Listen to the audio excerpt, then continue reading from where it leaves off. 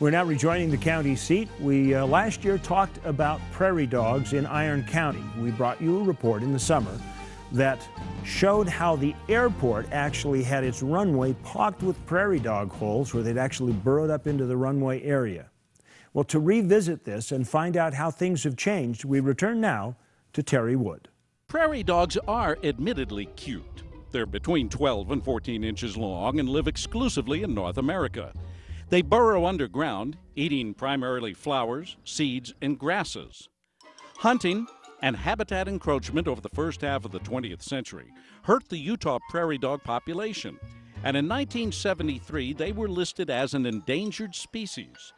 They dropped to threatened status in 1984, but even then, their protected status caused a lot of anger. Oh, I'm a firm believer that there are species out there that are truly threatened and endangered, but I in no way feel that the Utah prairie dog is threatened in any way.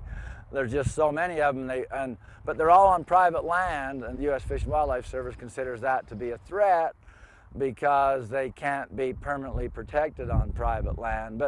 But they are, because you can't control them, you can't shoot them, you can't trap them, you can't poison them. The prairie dogs are in control, not the people. The full financial toll to farms, businesses, and counties is unknown.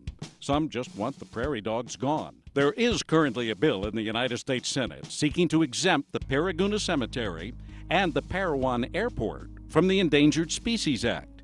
And there was a recent change to the 4D rule that allows that airport and that cemetery to remove prairie dogs. Which gives us the right to lethal take of the prairie dogs on the airport since we built the fence. And we've made every attempt that we can make to keep them out. But before the prairie dogs could be removed for good, a prairie dog fence had to be built around the airport and the cemetery. It is working. We had a lot of negative talk about the fence when we were putting it up, which I don't think we should have to spend over $300,000 to build a prairie dog fence. The changes to the rules only affect the Parowan Airport and the Pargonah Cemetery at this time, but the changes are seen as a step forward to a more local approach to managing the prairie dog. The wheels are turning, so now we're going to gain steam and we're going to get the rest of the county taken care of, hopefully.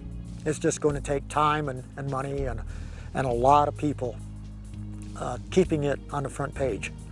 Yeah, they are cute, but cuteness doesn't outweigh bad behavior in this case. For the county seat, I'm Terry Wood.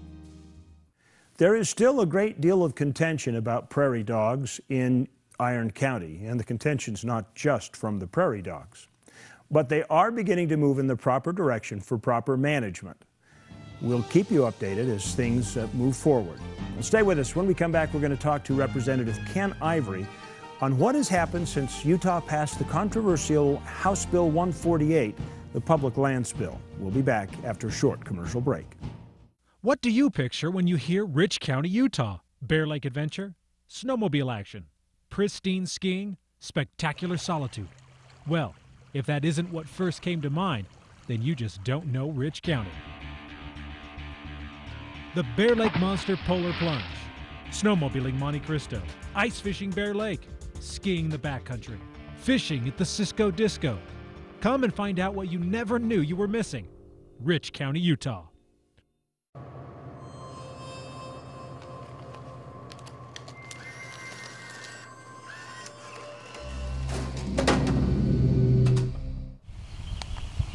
Unlimited opportunity for adventure. It's all about knowing where to look.